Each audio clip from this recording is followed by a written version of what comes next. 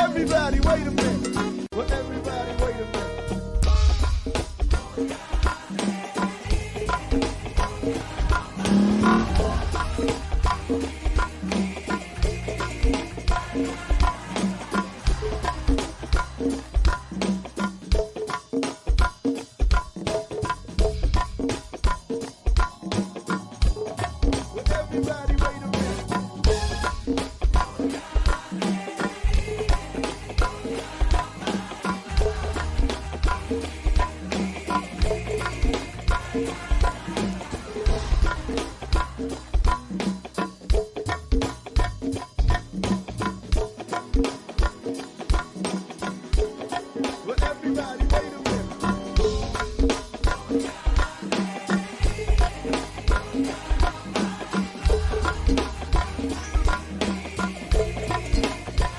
I mix what I like, what I like, what I like, what I like, what I like.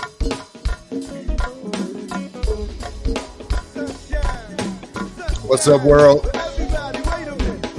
Welcome to another edition of I Mix What I Like right here at Black Power Media. Again, I'm Jared Ball.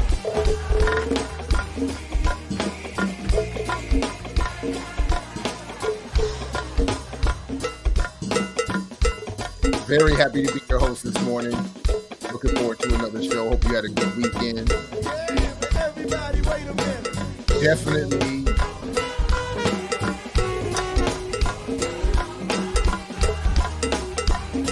put the show in your social.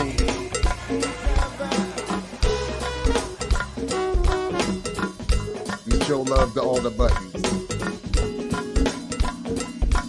Yeah, keep me right there. Everybody, wait a minute. Oh no. Get the Matumbo. Please.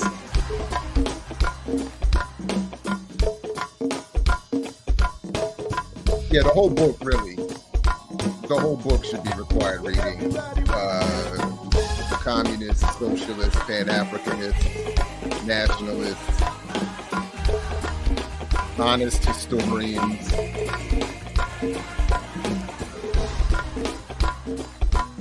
Peace, Emma.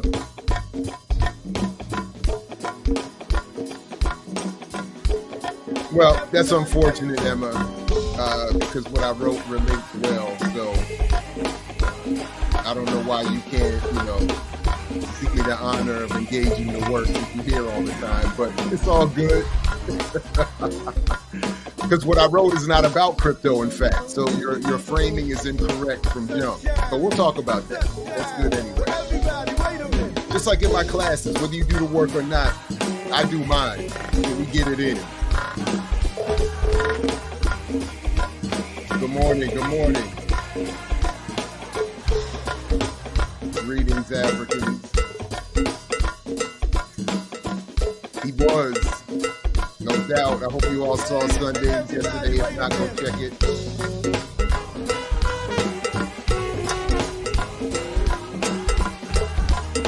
That's right. Good morning, beautiful people.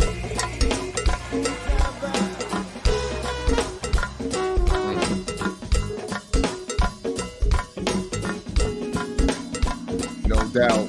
No doubt. It immediately improves my mood.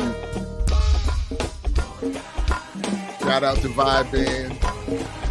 I got another birthday coming up. I might have to go check where they're performing, like I did last year.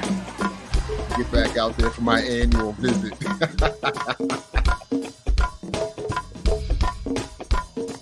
All right, good people. Let's go ahead and get started. At 9 o'clock, by the way,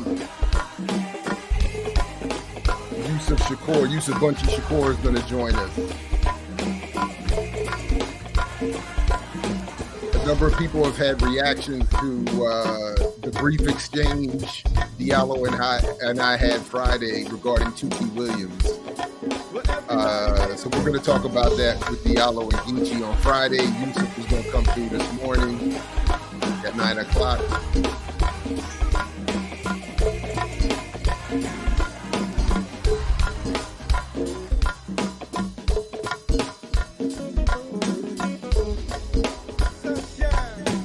Let's go.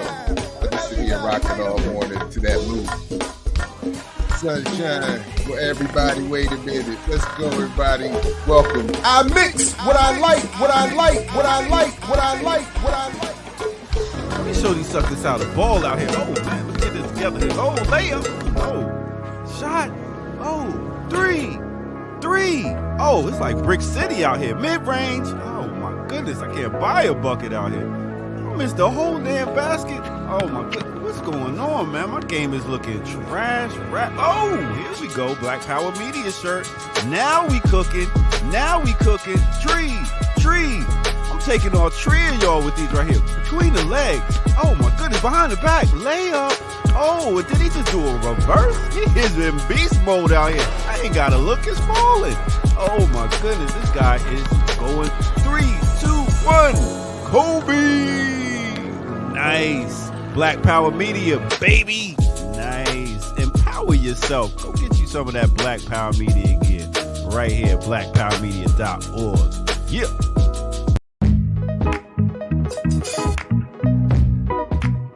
I mix what I like, what I like, what I like, what I like, what I like.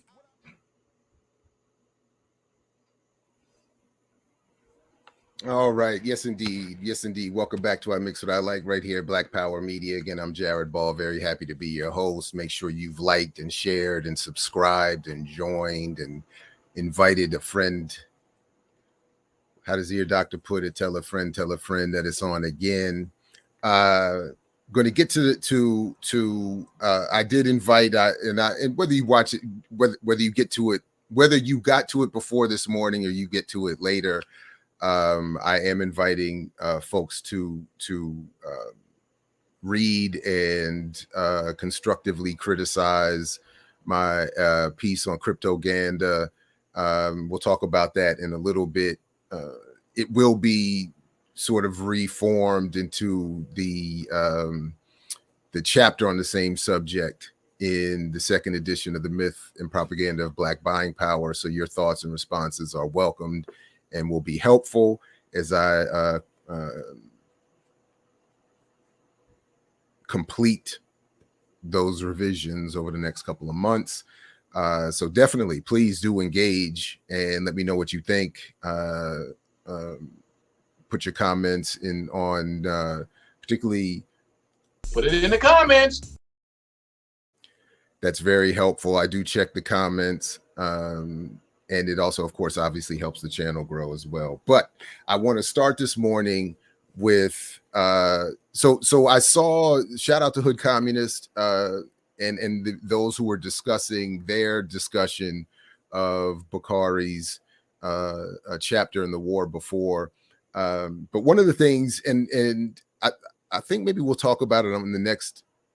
Actually, I'm not sure, but I think we might talk about it on the next members only Q&A platform, Q&A, criticism, comment, response discussion about what we did during Black August. But one of the things that I do during Black August, which is admittedly one of the few real changes to my life that I make, is I try to refocus on the work of political prisoners and those doing the work around political prisoners. So it was timely to see the renewed discussion of Bukhari's work, even as it is one of my favorites. So I went back and given,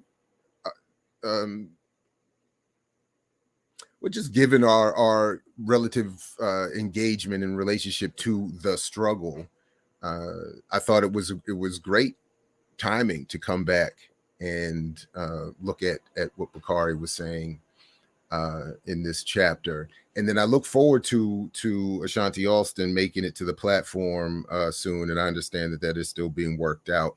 By the way, we're also working out a special where we look to have a discussion. So I made a comment the other day about my admitted bias against the institutionalization of struggle in the context of talking about Dr. Johanna Fernandez getting Mumia's papers to Brown University.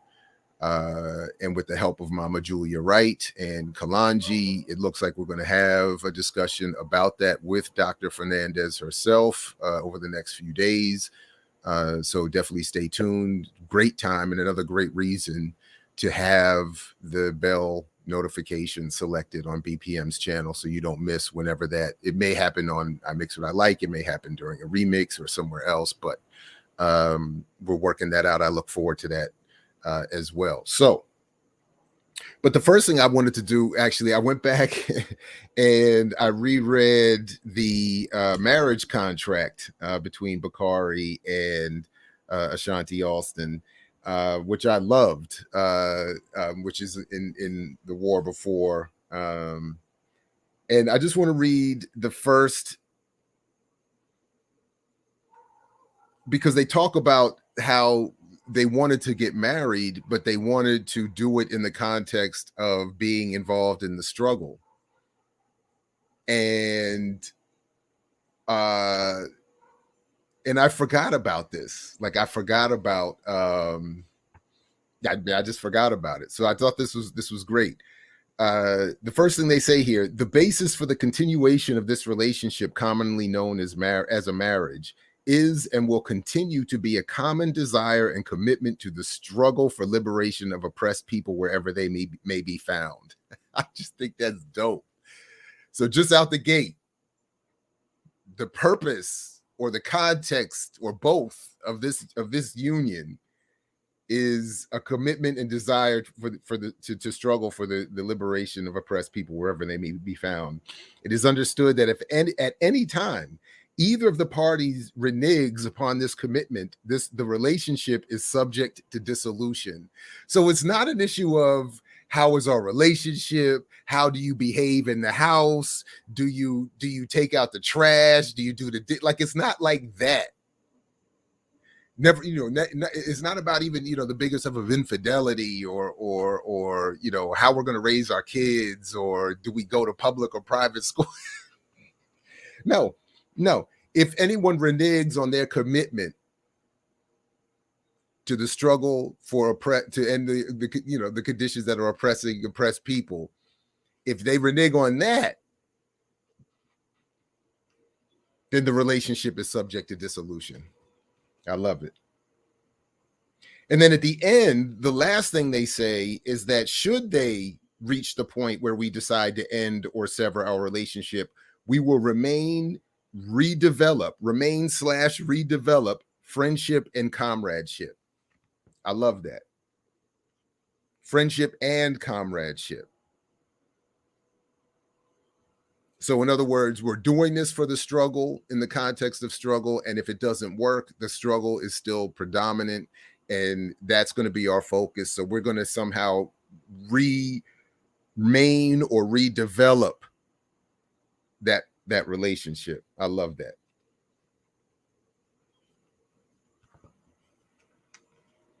So I wish I had revisited this. I actually was thinking I wish I had revisited this before my wife and I got married. And could have incorporated that kind of sentiment. I would have wanted to copy that wholeheartedly. Again, I'm very proud, among many other things related to our wedding, that we were married by Father Earl Neal, who was the Panther reverend or priest or whatever, preacher, who himself had presided over the going home ceremony for George Jackson. So I admit I love that connection. I love it. But I would have even more loved to have thought to say something specific to that. I think that's dope. Anyway, but going back and reading, there's just a few things that I wanted to bring out, and then I'll jump in the chat and see what you all think. But enemies and friends resolving contradictions. I mean, this is a major issue to this day, and as I'm sure many of you know. And as I wrote in the margins here, this is why, going back, I don't remember when we did this interview. I'm thinking it might even be 10 years at this point. But Dhoruba had said in an interview, he was saying things openly critical of people that he knows better than I do and that we both adore. Or in one case at least, and then in others, at least that we at least respect to some extent. And he heard me cringing over it was just an audio interview. And I was saying to him, like, man, this is uncomfortable, this criticism.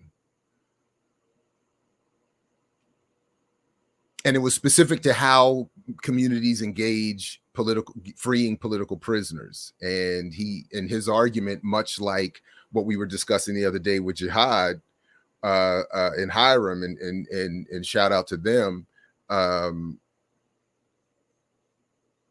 Dhoruba was responding to the context of we can't be very similar to the issue that he raised later on when I was with the Real News that created so much of a problem there, where that was the one time I've ever been censored.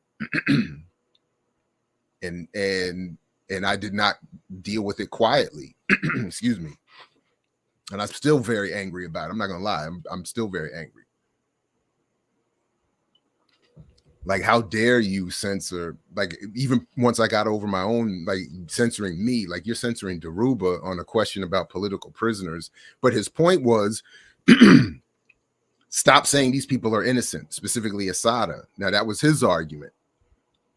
Stop saying they're innocent. Stop having them denounce their status as consciously, willfully participating in that struggle. He said it devalues the work that they did. It devalues the training they went through, the political education they went through, the commitment that they had.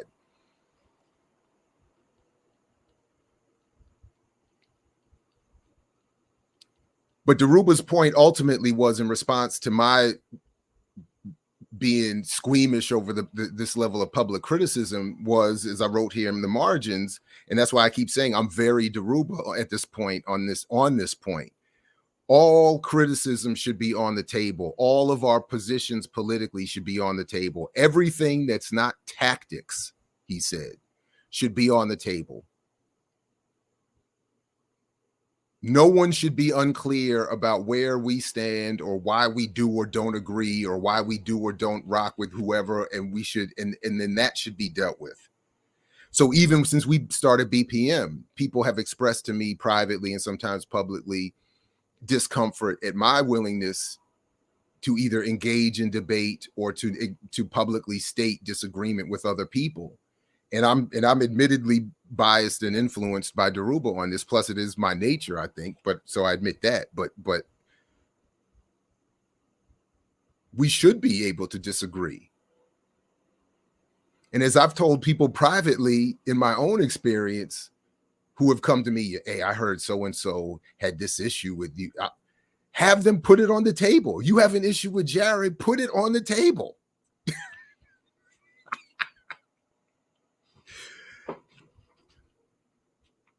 For principled, as we're going to get to with Bukhari saying here, for principled discussion and debate or argument or whatever, I'm here, I'm easily found.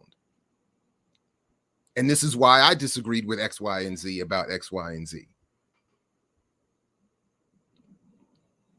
But at the same time, I admit, even though that is my preference, and I mean, I get it, and Bukhari talks about this, it's not easy. So anyway, she says, one of the things she says, the first thing that you recognize from the first thing that you recognize from that perspective is that there's a big world out there and that the movement is very small. Not only is the movement small, but it is an extremely incestuous bunch of people. I don't mean that blood relatives are actually indulging in sexual relations. I mean that the movement is so small that it is hard to find someone who has not been party to a relationship, political or sexual, with someone else in the movement. That's very real. And her point was that that while many of us see ourselves as being in the struggle and having the correct analysis, not everybody in the world agrees or sees it the same way. And that ultimately there's very small amount of people in the struggle. Like, so that's why my godfather is always saying, and shout out to Tom Porter, he's always saying, having actually been there, actually been on that bridge in that moment, in that march, said if everybody who said that they were at the marching across the Edmund Pettus Bridge that day was actually there, would have collapsed. And I'm sure there's a version of that happening now related to the movement for Black Lives. I'm sure that there was definitely a version of that related to my generation. Yeah, anyway.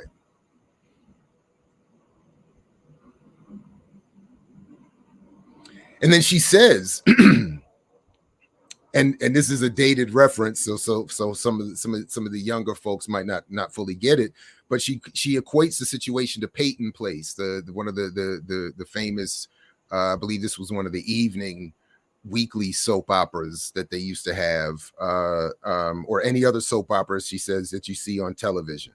Contradictions between people and organizations usually develop out of personal problems that escalate into political differences. That is like the realest, again, to shout out Biggie or Jay, whoever said it, that's like the realest shit I never wrote. Personal problems escalate into political differences. You know that wasn't a political difference. We just don't like each other. You just don't like me. I just don't like you. But that's very different from there's a legit political problem. And there's, I think, definitely a problem right now, from my humble vantage point, my limited vantage point. There's definitely a problem now with people conflating that.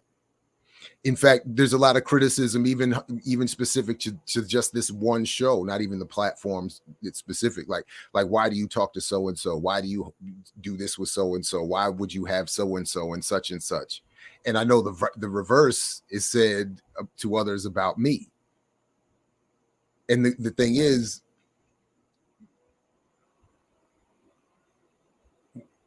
what does whatever you're saying have to do with the politics that the person is representing or engaged in? And I think there's a lot of anyway.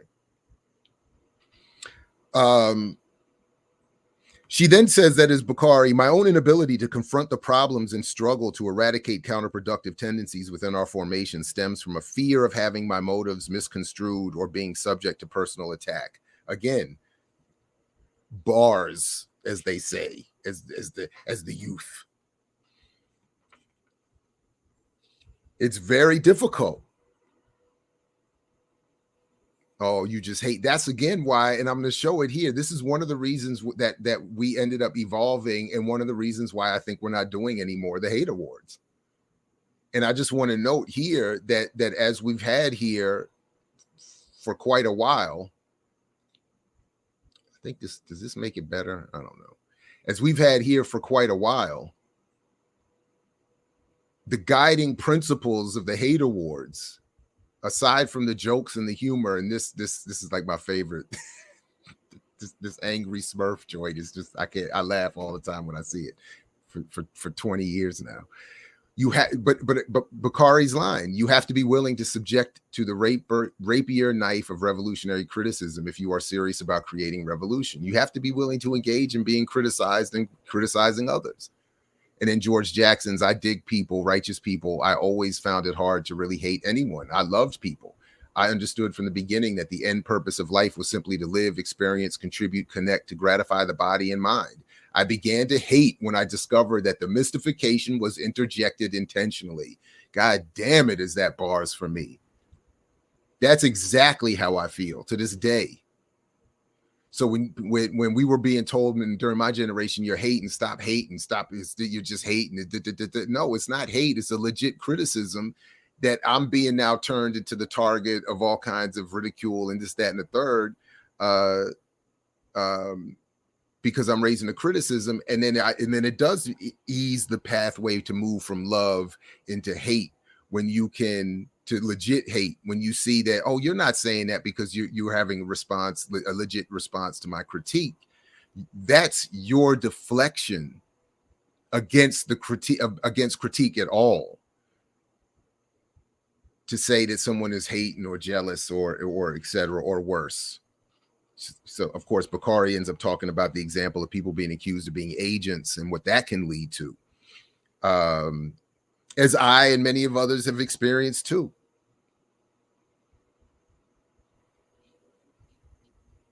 Anyway, so then she refers to to Chairman Mao and combat liberalism, and saying that liberalism is extremely harmful in a revolutionary collective. It is corrosive that eats away unity, undermines cohesion, causes apathy, and creates dissension. It robs the revolutionary ranks of compact organization and strict discipline, prevents policies from being carried through and alienates the party organizations from the masses, which the party leads. It is an extremely bad tendency. She then says in the next paragraph how she talked about how she's read and studied combat liberalism more times than she can shake a stick at, but quote, reading doesn't necessarily mean understanding. That's very real too. But then she asks, how can you talk about taking on the United States government when you're afraid to struggle with a few people in terms of raising criticism about them, or being subject to being criticized by others? The need to sublimate our egos. And then she says that the original split within the Black Panther Party in 1971 went down because we practiced liberalism. In understanding this, I have come to recognize that everybody does not take this view. For those who do, I would like to offer this view of how to resolve contradictions among people so we can move forward In other words, I'm sorry, because she says first, excuse me, only when we lay all our cards on the table, reveal all our heretofore hidden agendas, and determine that we are working on the same agenda, will we be capable of waging struggle over disagreements to build a strong, solid organization that will lead us to freedom and liberation. And then she says, in understanding this, I've come to recognize that not everybody take this view. So she offers a solution. And I want to read this part in full because I can't think of one word with which I disagree, and I think it makes perfect sense. But basically she says we have to put our cards on the table, what we're struggling for, and then she offers up as a potential solution a people's court, which I would love to see evolve. Although, anyway, there's many problems with that happening too. But she says, we often assume that because we all say, quote, we're involved in a struggle, we mean we're involved in the same struggle with the same objectives and goals. Here's what I mean by that phrase. I believe that nothing short of a revolution will eradicate the racism, capitalism, and imperialism that oppresses me and my people, as well as other exploited and oppressed people everywhere. I believe that the capitalist system of this country has to be destroyed and replaced with an economic system built on the premise, quote, from each according to his ability, to each according to his needs. That is, every man, woman, and child contributes to the whole that he or she is capable of contributing, and whether that contribution is highly skilled labor or unskilled labor, each receives from the whole the basic necessities of life, what is necessary for maintaining a humane and dignified existence, end quote. And I 100,000,000% agree with that whole thing. So I'm going to stop here by just saying that,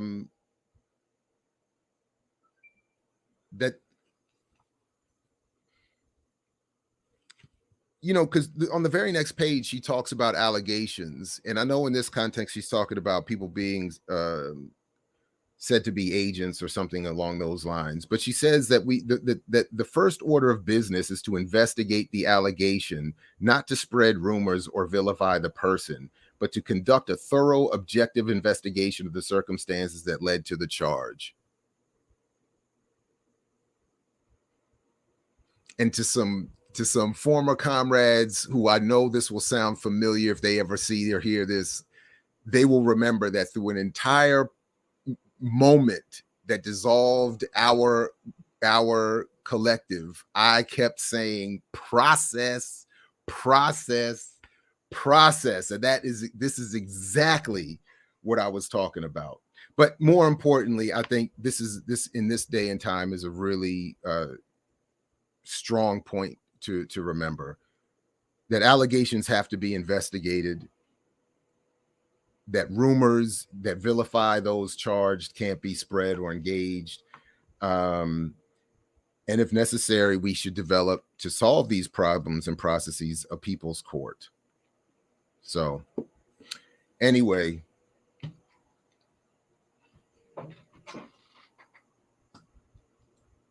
process. That's Message. Anyway, rest in power to Safiya Bukhari, and I really appreciate that she left us this document, and I look forward to talking more about it, about her and her work and these ideas with you all and others.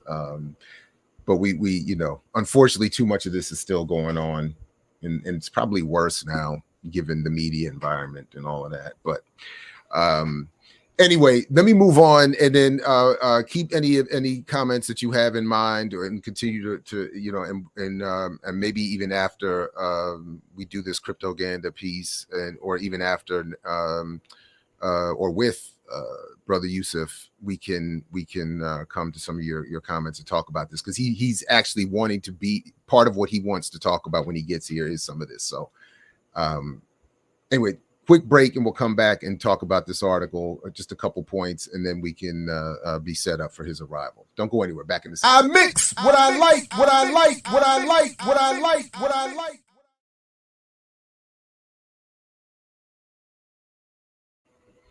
All right, so somewhat facetiously, but not entirely, I was hoping that folks would be able to check out this article and have their thoughts in time for today. But really, I would again invite any responses, post them on YouTube, send them to me directly if you prefer. But because I am going to be working from this for the revision of the myth and propaganda of Black buying power, which I have to turn in at the New Year's Eve is the deadline. So and I know this chapter is, I think, the only new fully additional chapter.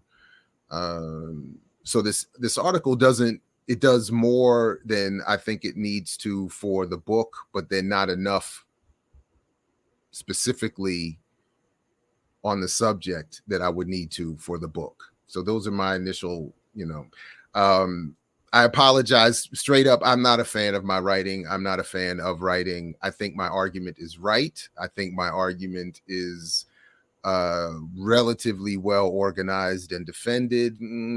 But it is what it is at this point. I think, with my writing. So, but, and I don't think and I'm not aware of other people making this particular argument. So, let me just pull this up here. And I will say, I think,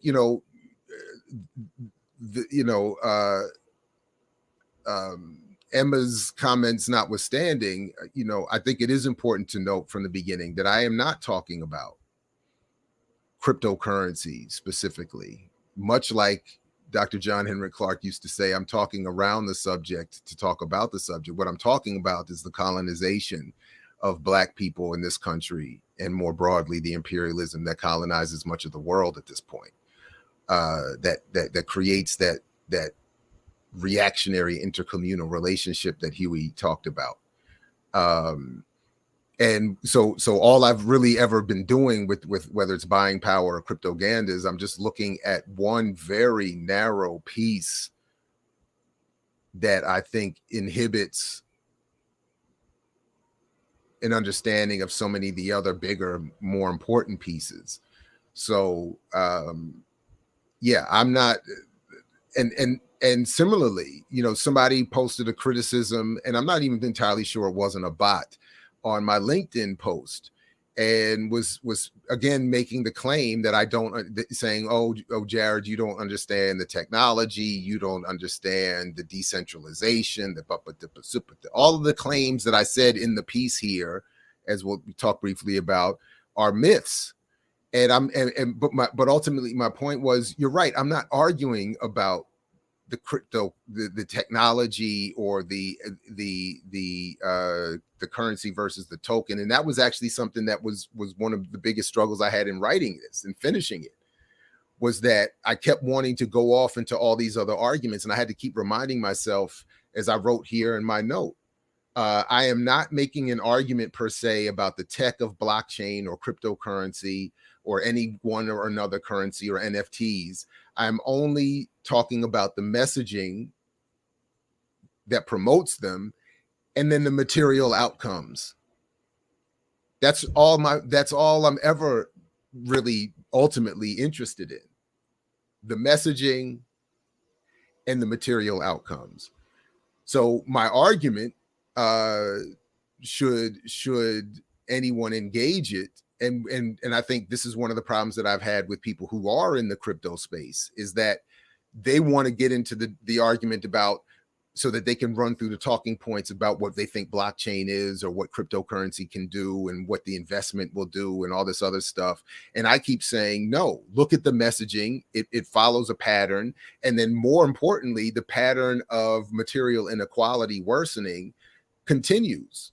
And you all keep wanting me to focus on the 3-card Monty shifting of the of the marble under the cup or whatever the hell, the rock under the pebble under the cup. And I'm saying the whole game is fraudulent. I don't care where you put the pebble. I don't care which hand you've hid the card under. I'm interested in the way you promote the game as something that's going to change my life and the life of my people. Right. So let me just lay that out to start with.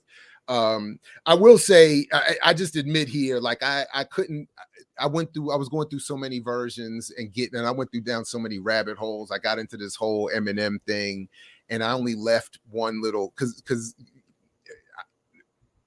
so like one of the criticisms that came up of me, which is in some ways correct, is that when I do these shows, yes, I have an outline, I have notes, I sometimes even have a script, but I like live radio. I come out of that tradition, and I like the discussion, and I like the classroom lecture discussion thing that I've developed over the years. And I do go from topic to topic, and I do have things pop up in my head all the time. And I am thinking about things as they overlap in I am trying to connect dots, et cetera, and so forth. So, I went into this whole Eminem thing where, because he was in this, the game has been going at him lately, and for whatever reason, whether it's my hip hop class, his name has just been coming up, and he's always just been an irritant for me. So I wanted to relate this whole point that I'm making here about cryptoganda and Black internal colonialism to Eminem's delivery. And so all that remained, and I admit that it's not, I don't think it comes out as it doesn't flow as much in this final version as it would have if I had printed included the whole rabbit hole and all this other stuff. But that whole thing would have been, again, it's not relevant. Anyway, it was just too much. But what remained was me just in my intro, just saying, like I'm saying, this whole thing is shady. Because, and I was also thinking of the work I do cite in here from I think is it Lana Swartz? Is that I think, but she's when she in her work on the subject that the whole thing is shady. To my previous point, the whole game is shady. But my point was that just like Eminem was once upon a time delivered and introduced as a front for white capital, and many at the time thought he was an example of Black power because he was Dre's boy, and Dre owned or produced or managed or whatever, had this power, this hegemonic position over him, that this was also Black power. I'm saying this is what Cryptoganda and the messaging does. It's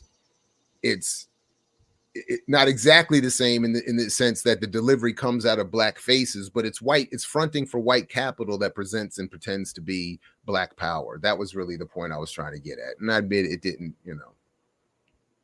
All right. So for the sake of time, I'm just going to go through a couple of points that I wanted to highlight. And again, I look forward to engaging more your comments and criticisms and thoughts and how you think, what you think, particularly really what I'm specifically looking for is your thoughts on what, for the revision of the book chapter, what needs to be beefed up. And I'm going to share at least one thing that I know I need to do that I didn't do here at all, which I'm not pleased with. But so again, I'm saying the overall argument I think is unique. I think it's correct. I think it's important.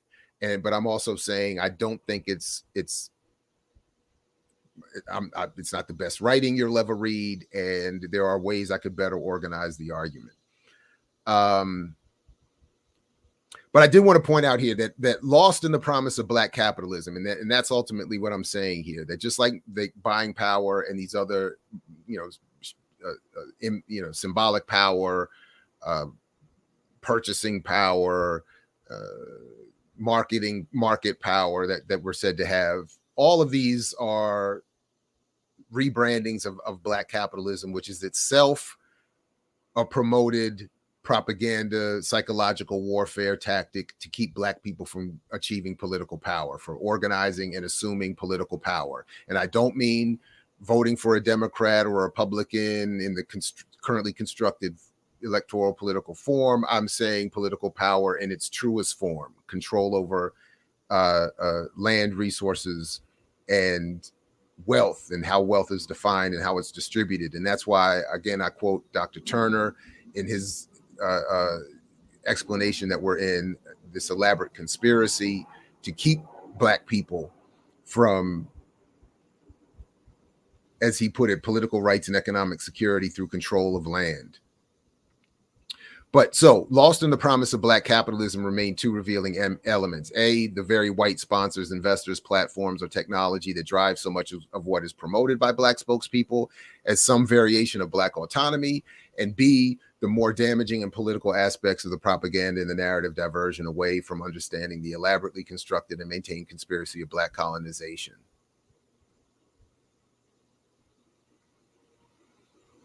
So the Black messaging is a front for very old white capital and messaging and mythologies, and it's designed to keep us from attempting political power.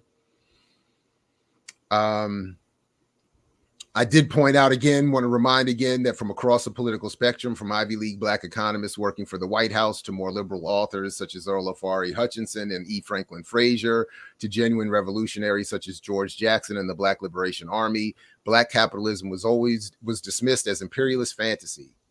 And then, as we did on the previous show here, I just quoted again what the BLA had to say about Black capitalism always being a myth, because Black people can always be run over and broken as easily as a matchstick by the more dominant capital of the white colonizer, the colonial power. And I did want to talk a little bit about the at least in this essay, but not so much for the chapter, because that'll be done elsewhere in the book, but the importance of Black capitalism to the project of white settler colonialism. And I think that's underappreciated just generally in our work. So then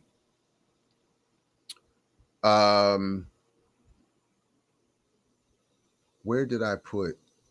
Let me just make sure I get to the one. There's one thing I know I wanted to get right, or make sure, because or to clarify. What was I saying? But I thought exchanges, replacements. Yeah, right. Right. This here. One of the things that I know I have to do for the book chapter is that I didn't mention any of the work that we've even covered here on several shows about how the state uses the tech. I'm talking about colonialism and even a little bit about state power, even in this essay, but I didn't talk about any of this work that we had uncovered here.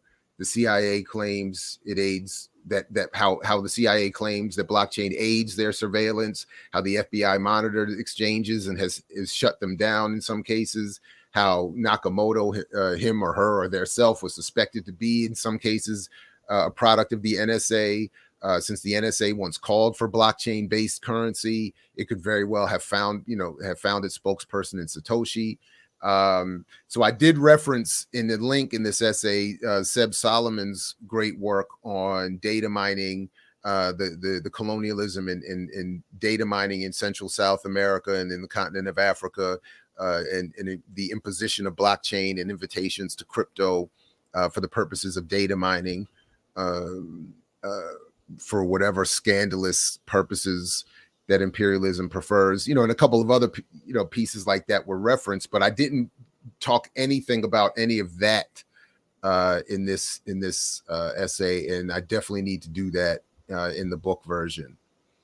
But what I did like about what I did here is this juxtaposition, this comparison between the Matt Damon, the symbolism in Matt Damon versus LeBron James commercials for Crypto.com. This part I did like, that being able to show the whiteness and the manifest destiny and the colonialism and the symbolism in Damon's versus LeBron James, who I correctly point out, I think the sentence wasn't, or the paragraph wasn't particularly perfectly well written. But by the way, shout out to Propaganda in Focus, where this piece was invited by whom or from whom this piece was invited, and got some important editing. There was some editing help that despite it not going through any real peer review per se, but there were a couple of suggestions and questions raised, and I did appreciate that, and wish always that there was more time and more resources for that to happen more, particularly whenever I have to write something. But I am glad that I point out in here that LeBron James has been more physically dominant in real life than Matt Damon, and I would argue more intellectually dominant in arranging and managing his own career coming out of high school, or participating in the management of his own career coming out of high school. And though he is not the GOAT, and he is not better than Jordan, and arguably not even better than Kobe, I think he's to be respected for not politically, not as a radical, but in his context for doing what he's done. Whereas Matt Damon in his commercial is presented more as the Jason Bourne character that he is not in real life, physically dominant, intellectually dominant, but has not made as much money as LeBron James, and has not risen in his career field to the heights LeBron has to his. There is no debate in the cinematic community about Matt Damon being the best actor ever, or the best director or filmmaker or scriptwriter or whatever ever. Whereas LeBron is at least legitimately in the debate about being the GOAT, even if he is not, and likely can never be at this point. So anyway, I am glad that I did lay that out a little bit in here as well. And I am glad also that I included some of this updated research and reference to some things via the links to where the accumulation of Bitcoin actually is, not because I'm focused so much on cryptocurrency, but because, again, I'm focused on the material inequality that the messaging promised would be addressed by our or anyone's engagement in the crypto space. So again, as I looked up myself, 92% of Bitcoin are held in less than 3% of wallets. So, it just is what it is. Meanwhile, black wealth is headed to zero by 2053. I referenced my favorite permanent recession article, and so on.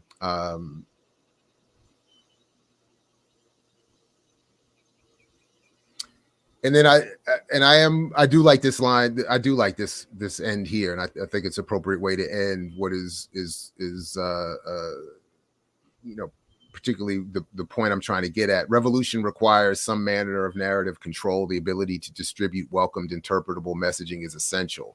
Cryptoganda must be counted among contemporary efforts to distort, if not destroy, views which are critical of surveillance, the state, capital, and which are more than symbolically critical of whiteness, specifically calling for political power.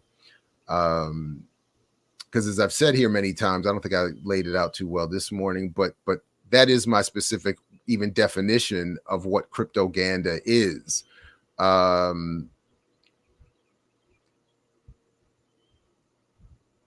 Essentially, what I'm saying here is that cryptoganda is the specific targeting of an internationally developed counterinsurgency weapon.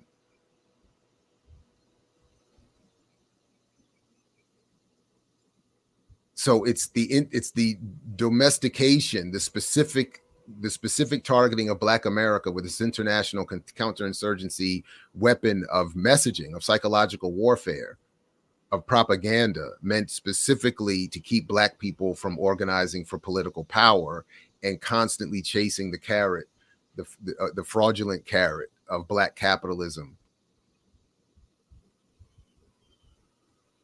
So anyway, I at least wanted to lay out what was my intent a little bit, at least of the process, what I think of what I did here. And I definitely, again, to encourage you all to chime in so that I can improve the piece for the book chapter. And now let me just check. And by the way, I think I am also working. Well, not I think I am. I have been given an invitation that I'm working on now through the Black Scholar Journal to do some work to help commemorate the journal, which I think is going to put me back in touch, maybe even on this platform via interview with Earl Ofari Hutchinson, who at the time writing as Earl Ofari wrote The Myth of Black Capitalism. So it would be good, but it's also popped up here or there in a few buying power promotional spaces. So in the process of that interview, maybe we can chop it up a little bit about that as well. Oh,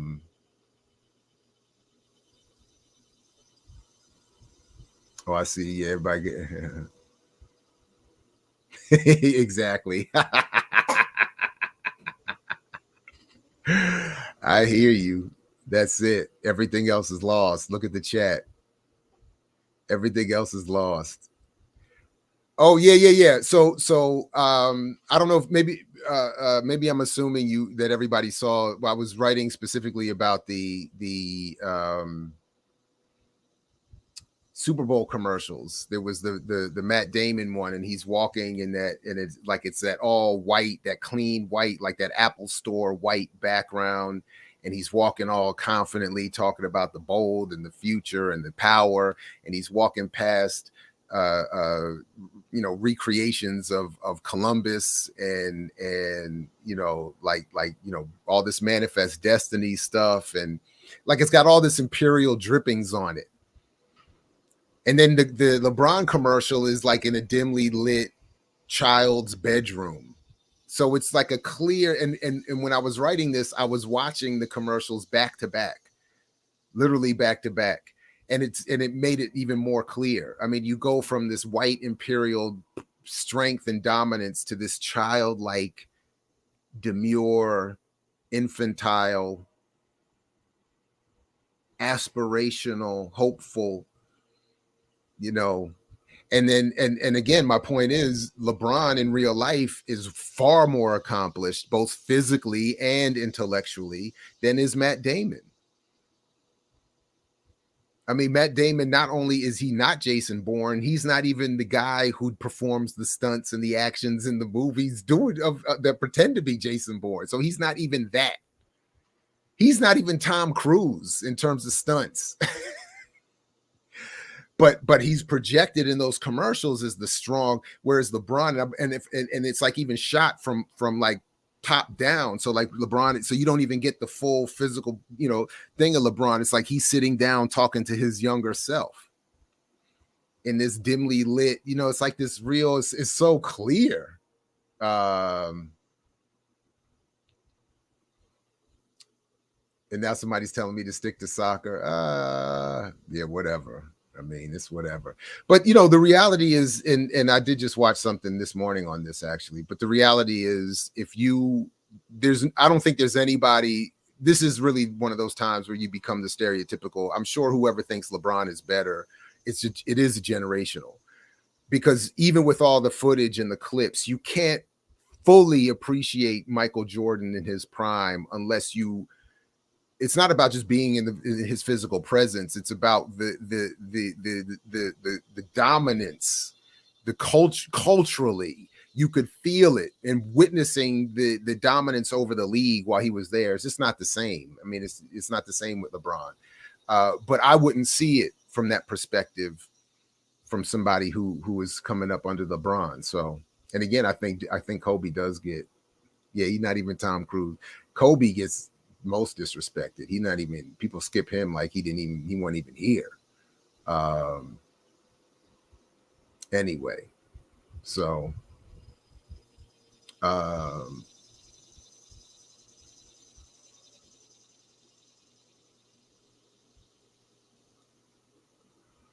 no, I get it. I'm not judging accomplishment from our political standards. I'm judging accomplishment from their standards, and from the standards of this society and of the NBA and of this society and the NBA. LeBron has achieved far more than Matt Damon.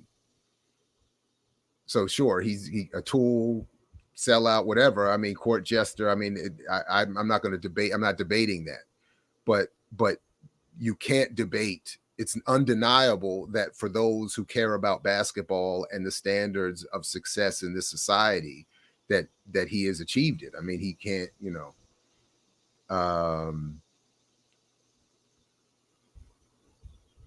that's what I meant by that.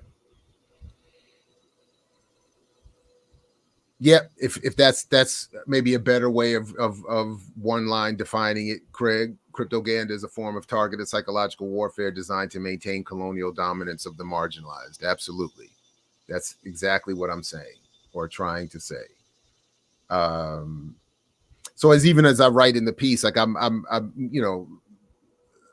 like I'm calling it Cryptoganda, like to have fun, but we don't need another Ganda. But it is my attempt to make that point, that there is a specific, because sort of in what I've even tried to say in the piece a little bit is that the messaging, using those two commercials, for example, the messaging in Matt Damon's commercial is ultimately, it's the specific targeting I referenced earlier in the piece of the psychological warfare for white investors who, as I show in this piece, are less likely to invest in crypto than black investors are, because the messaging isn't the same. It doesn't have the same context, or it is the same, but has a different context and a different political goal,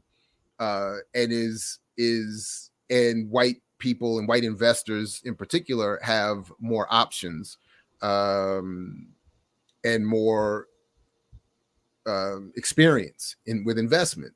So it's all going to impact the communities differently.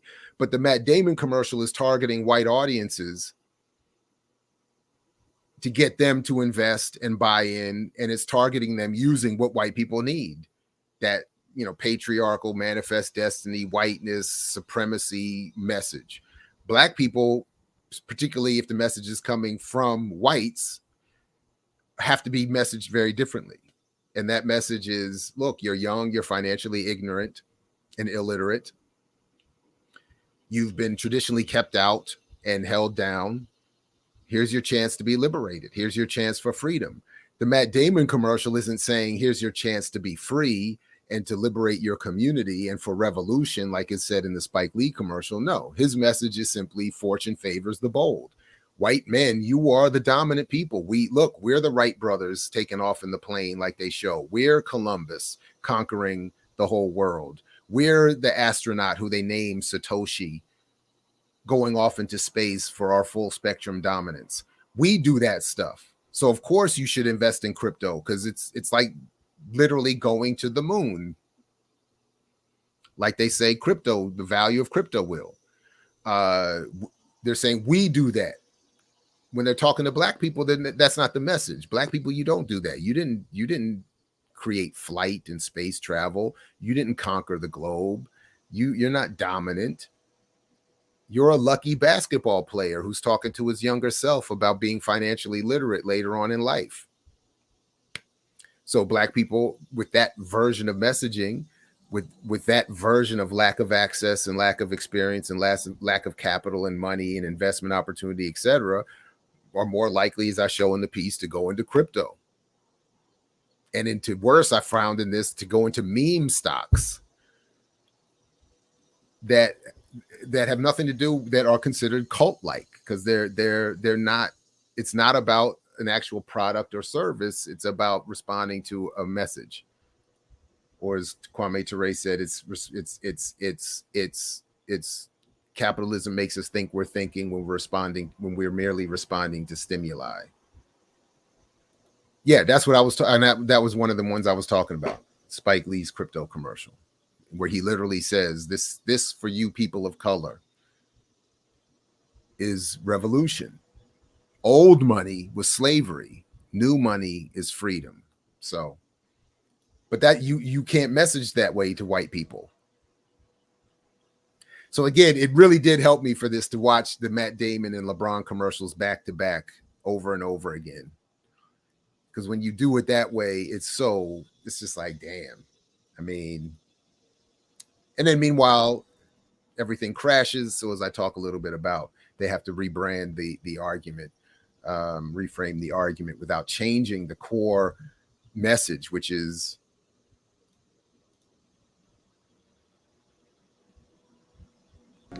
message. Support Black capitalism. Invest. That's the message. Anyway, all right, let's go.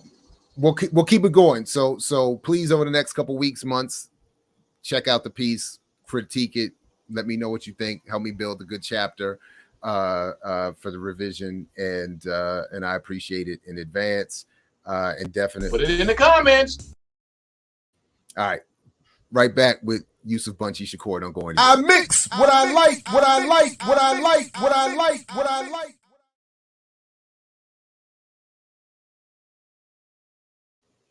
All right, so our next guest, he's been familiar come through this platform, the veteran organizer, community, street, academic. He does everything. Check out all of our previous interviews and definitely check out his work. Connected with community movement builders, connected with a lot of several grassroots efforts in Detroit, and certainly throughout the platform here at BPM. Of course, I'm talking about Yusef, Bunchy, Shakur, who's back with us again to talk a little bit about, starting with at least the conversation we had last week with Diallo and his comments regarding Stanley Tukey Williams. What's up, Yusef? Good to see you again, my man. Welcome back. As we say in Detroit, what up, though? Yeah, right on. Appreciate it. So as I said, so almost perfectly in line with this. This has worked out very well, in line with what I started the show off with, in terms of Safiya Bukhari's discussion of the importance of critique in this struggle. In line of my invitation to people to critique my essay criticizing the cryptoganda space. You reached out after seeing the show last week, and I appreciate you watching it, and had a word, had a thought or two regarding that show. So let me, instead of me reciting it, for you, let you lay it out, and then let's chop it up. No doubt. And thanks for doing that. I appreciate it. I appreciate the opportunity, man, to have this dialogue and discussion. And before I start, I'm first recognizing Safiya Bukhari is one of the giants. Her book is in my top 5. Is actually, I consider it my Bible. Her piece that she wrote about the sexism in response to Alice Walker, I think, is one of the most phenomenal pieces ever written about sexism within not only Black Panther Party, within our struggle, within our movement, and putting it in context, not running from the dynamics, but understanding that is a part of our oppression, that we take on those characteristics, and not only sexism, patriarchy, but also the flawedness of within Black women and Black men, and how we resolve those contradictions. So just wanted to point that out. And I think, so even in that show, right, you talk about Safiya Bukhari, which sometimes we underestimate what leads us into struggle, which is a form of transformation. All of our transformation is not the same. And for Safiya Bukhari, transformation was, as you pointed out in that show, which was how the police was harassing Black people. Particularly, the Panthers, they selling newspapers, and she makes the assertion it was nothing about the political jargon of the Panthers that was interesting to her. And in all honesty, it turned her off for whatever reason. But it was something about that turned the light on for her to make that switch and to step into her transformation. So in the comment that Diallo made, which was in the premise of it, I agree with the way that he presented it gave the assumption as if black redemption and Black transformation can exist. And then also the language that was used. I understand the importance of harsh language, but if we're using white hemorrhage language, that's very dangerous. Not to underestimate, for myself as a former colonial criminal who engaged in colonial criminal behavior, not to undermine that, but put that in context. As a result of white pathology on my mother, on my community, produced what I identify as a streeterholic. And so my question from that statement was, in my mind, do Black bodies have the ability to redeem and transform themselves? And if we say no, then we might as well throw Malcolm X away. We might as well throw George Jackson away, and so many other. And those are the most extreme. So again, I think, unfortunately, not many of us are born in this consciousness. When they say this consciousness of anti-imperialism, anti-capitalism, anti-colonialism, of taking up the banner of fighting for our Black liberation. And so as a result, many of us was not working in the best interests of Black people. On the scale of that, it's been different in what that looks like. So the most extreme is those of us who get caught up in the street life, ultimately go to prison. And Malcolm X provided a model of what Black transformation looks like. And I think the question that we have to get into, and I think this is what he was raising, which is a legit question: what does Black transformation looks like? And sometimes, unfortunately, we associate it with individuals without understanding that Black transformation. You know, I mean, again, the brother say Tookie was a serial killer, which is interesting, which is fine. No, I just wanted to. I didn't want to now I'm interrupting you, but I didn't want to interrupt you. But I wanted folks to be reminded of what the language Diallo used. Oh yeah, okay, I appreciate that. Yeah, that's why I put that up there. Thank you for that. That was the line. Yeah. And yeah, I mean, what is it? What are we trying to do? Because like, even in my transformation and redemption, right? I know there's folks who I've harmed in my past probably would never forgive me. And that's part of the redemption. That's part of the transformation. But it doesn't stop me. But also, let me clarify too, on my path, I've continued to work to transform myself. Transformation is just not one destination. I had to learn how to transform coming out of prison. And my first job when I got out of prison was selling dope. It wasn't like I was trying to sell dope. It's the circumstances. But when I woke up and I looked in the mirror, those first, because here's the thing, I'm functioning as a revolutionary selling dope. I'm selling you dope, but I'm trying to save your life at the same time. They're like, nigga, this ain't church. I'm trying to get high. And I had to go home and look in the mirror like, this, I had to make a decision. But I had enough information in myself to make that decision that was rooted in the experience that pushed me forward. So, just so we're clear, let me and I'll ask you to talk a little bit about this because I'm realizing, in addition to not resetting the comments from Diallo, that, and by the way, Diallo, is aware of some of the discussion, and we're going to talk about it on Friday. So I don't want people to feel like we're just leaving him out on purpose.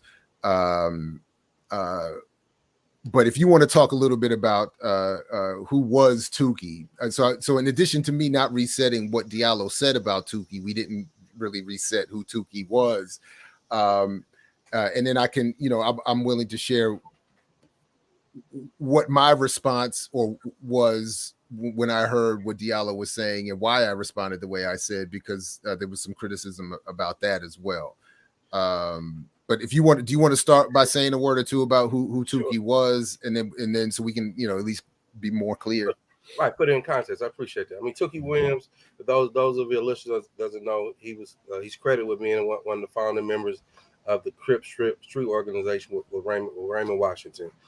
He was a high-ranking member who was very influential in the Crip organization. Ultimately, ended up getting incarcerated for some murders. Those murders he said that he didn't do. He was framed for. However, there was other activities and behaviors within that social path behavior that he engaged in as an undeveloped person that he took responsibility for. At some point during his incarceration, he began to embark on transforming his life. He ultimately produced one of this book here, Blu-rays, Black Redemption. He began to try to figure out how to circumvent the what some call a lifestyle, but Safiya Shakur, who actually came up under Tookie in the streets, who transformed himself, calls it a death style, and using his prison cell as an opportunity through different books to be able to present, as well as I think I forget the sister's name, that he was engaged in organizing different things through his cell to engage that behavior that he helped create, which now we see it as a worldwide phenomenon. And I'll leave that to your point where you introduced to some of his acknowledgments and where Arnold Schwarzenegger said what he said. Yeah, I mean, so just to be clear, so like one of the critiques that I got, I'll just read a little bit here, said, but I also thought you, meaning that me, could have handled the situation better. You presented as if you were that I was his professor, meaning Diallo's professor, rather than his colleague. That's not to say that I don't understand you're wanting to move away from that, but you had options to segue that situation, such as asking your guests about his thoughts on Brother Tukey, among other pathways. So admitted, I haven't gone back to watch the show, so I don't know how well or I did or didn't do in that moment, looking back. But I do admit that in advance of the show, we had sort of been clear on what the point of the show was, and I did not want to be distracted. As soon as I heard Diallo, and we'll talk about it Friday, but as soon as I heard him say Tukey is a serial killer, I was like, I was like, that's a headline, grabbing comment that I disagree with, but I also thought was misplaced for the point of the conversation, which was specifically to be about Black August and political prisoners. And even more specifically, the definition of political prisoners that we were working from with Jihad, which, with all due respect, even to Tukey, was people who were imprisoned initially for their politics, not who became politicized after incarceration. So I was trying to leave room for that. And then we even had a more specific question and topic for Jihad to respond to. And I just didn't want, I was just very cautious in that moment. I felt very cautious, like I don't want us to go down any rabbit holes. So that was that. So my point was and is that first, I don't think, from what I understand, Tukey was accused, what he was accused of doing, and I don't, and as someone who does not believe necessarily in forgiveness, I'm not encouraging people forgive what he did. What I am saying is what I think that there's a difference between being involved in street organization, gangster activity, and being what we know of as a serial killer who kills for the pleasure of killing for really no other purpose than just the enjoyment of killing, and that's their like I think that there's a difference there. So calling him a serial killer, I don't think he's in the category of Jeffrey Dahmer and all these other folks. Like I don't see it that way. Now others may not agree. Maybe his victims and their families wouldn't agree. I don't know, but I think But my point for that day, and really my only point in bringing up Tukey, because that's not my area of expertise, or admittedly even not necessarily my area of interest per se, is that the state, from the state's perspective, in Schwarzenegger's words, was that if you show fidelity to the ideas of Black August, to George Jackson in particular, to Assata Shakur in particular, then you deserve to be put to death. That to me was the more relevant point, particularly last week and even today, or for me ever, in terms of how we should understand from the outside looking in, Tukey's experience. Obviously, I think, Yusef, your work is incredibly important, and those who raise up the name and the history and the transformation and the redemption you talk about is extremely important. But in the context of that discussion, in the context of Black August and these politics, that point about Schwarzenegger was, for me, the most important. So when you see Tukey make that, again, he wasn't being put to death. The state was not punishing him for whatever his crimes were. The state was admitting, we're not killing him because of what he did as a Crip. We're not killing him for what he did in prison, even his improvements, his Nobel Peace Prize nomination, all that kind of children's books. We're not interested in any of that. He paid tribute to George Jackson and Assata Shakur and Malcolm X, so he got to go. I can't imagine a more important point than that. And arguing last week or today whether or not he's a serial killer is just not it. I just wasn't interested. So anyway, let me stop there. Go ahead. Again, I think both things can be true, right? And what I mean by that is I'm not here to dispute the the scrutiny around Tookie Williams, or even myself, when I function in the street organization, and the predator behavior that we perpetuated on our communities. What I'm here to dispute is the how we frame it, and get to the deeper narrative of questioning is transformation available? Because also within that framework, Tookie, we put Tookie in context, and I think that when Diallo introduces it, what for me it would have added more context to that conversation, because individuals who such as Tookie and myself and others transform in prison, we may begin to be tagged as a political prisoner.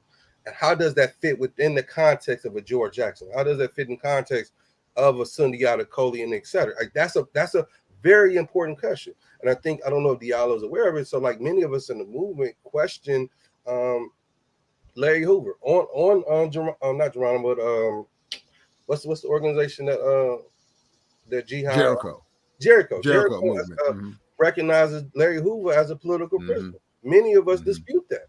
So I'm on that side, but I'm not going to use language of the state.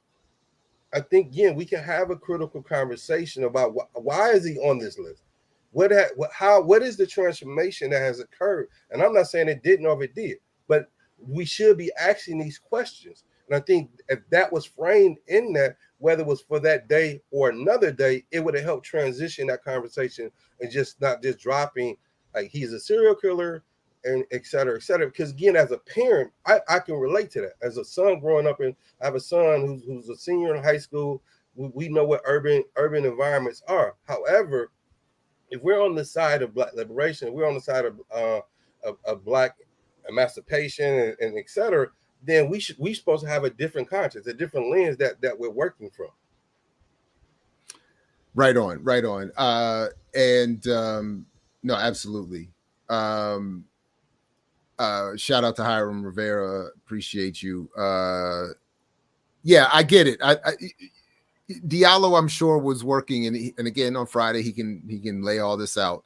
But I know he was working from the literal definition of the word. But as I understand what Yusef is saying here this morning, the colonizer's language, the framing of it, the using that particular phrase of he was a serial killer, I think is done for particular effect.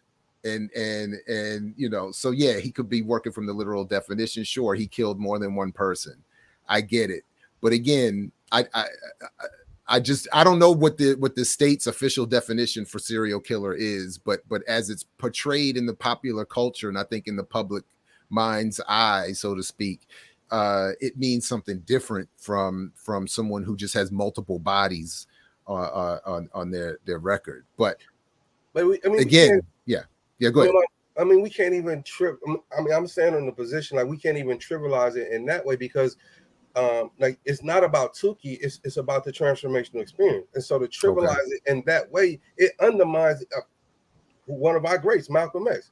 I mean, if we go and we investigate, he wasn't an angel, he was a gangster. He did some horrendous things in our community, right? And that both are true. And he out of that became Malcolm X. And so even for myself, so when we talking to our listeners, and depending on, again, people are unevenly, and this is the problem in the area of struggle that we're in, with dropping very controversial statements with no context. We're not elaborating. I get it. For that moment, it was an opportunity to put it in framework. But I think, again, we all should be held accountable for if we're pushing a certain line, to be able to, again, I think Tookie should be criticized. I think I should be criticized based upon where I come from out of that, because if I'm not accountable to the Black community, who am I accountable to? And so I stand on it. There's folks who would never probably forgive me, and I respect that. But it doesn't dispute the fact that I've transformed my life. I remember vividly, coming out of prison, doing some early work, and some older sister said, well, how we know you ain't changed? And I said, the fact that I ain't outside waiting to rob your ass. That's how you know I ain't changed. I'm handing you a flyer inviting you to a community event and not putting a gun in your back asking for your wallet or whatever. Right. Yeah, I hear you. Oh, I think I just lost. Let me go back to my notes. I think I just lost my. I had a question for you, and I just lost it. Well, let me just ask about the importance of the redemption, the potential for redemption for people coming out of incarcerated situations, and even maybe a little bit about that difference that is sometimes drawn, that I was drawing even moment ago, between political prisoners, those who are imprisoned for their activities before incarceration, and those who are transformed after incarceration. Why is that important, or in I don't, yeah, why is that important? Why, even in this case, why did you feel it like even important enough to reach out to me and check, the conversation we had last week? And first thing that's about checking is it's about adding to value to the conversation and making right and criticism, self-criticism, and even myself. Like, again, principally, I'm in agreement in the thought process of a dialogue. Like, so coming out of that experience and reflecting back on the time when I was in prison, and I do my best to educate and inform the community. Every brother and sister that go to prison and who takes time to read are not trying to be the next Malcolm X. They may sound like it, but they're not. They didn't take time to really go in and do that research of themselves to come out on the other end to specifically challenge a oppressive system. And that's the hope, because why? Malcolm is the standard. And is unfortunately, there's many other brothers and sisters that was incarcerated who probably would done that before Malcolm, but we know Malcolm because of what he was presented to us through the Nation of Islam, through his autobiography, and et cetera. So that crystallized in his mind. And then we move forward. We have a George Jackson. We have a Carl Upshaw. We have a Shakur. And I identify these individuals because of the literature that they produce. They give us the tangible evidence to go in and examine their lives and their transformation. My comrade, my beloved brother who passed a year ago, Shakur, I think, again, we put it in context, he transforms his life in prison, but on the outside, he struggles to maintain that transformation, which many of us do, because that book is still written. That book is being developed through struggle. And what we know in struggle, sometimes we win and sometimes we lose. But we have to examine it. And so, again, I think that and the reason we want to have the conversation, because I think it's a very important conversation, because, again, we make the assumption and also uplifting what we know, the criticism of lumpen behavior. I'm not uplifting lumpen behavior by no means. I want to put it in context, because not every person has to come out of that situation and be a revolutionary. But more importantly, all of us have transformed our lives. It's just different levels. Some of us didn't go to prison because, in reality, most of us interest was not for Black people. So when I was even earlier in the show talking about Bukhari's The War Before, she talks about participating in a people's court as a way of addressing disputes, or have you ever been in anything like that or witnessed anything like that would be akin to something like that? I know I haven't, but and she even talks about the struggles of putting that together, but in terms of settling disputes and differences. Yeah, I mean, yes and no. I think that there's models out there, tribunals, elders, particular of how to operate that. I think there's been some flaws, that there's been some success, but I think overall it's about pulling different folks to our community and creating the ability to have accountability within our communities and our organizing efforts. I think because of liberalism that has invaded our organizing space, have compromised that ability to be effective, but also the pain runs so deep. I repeat, the pain runs so deep. The trauma, the oppression that comes from it, and it intersects on so many levels that.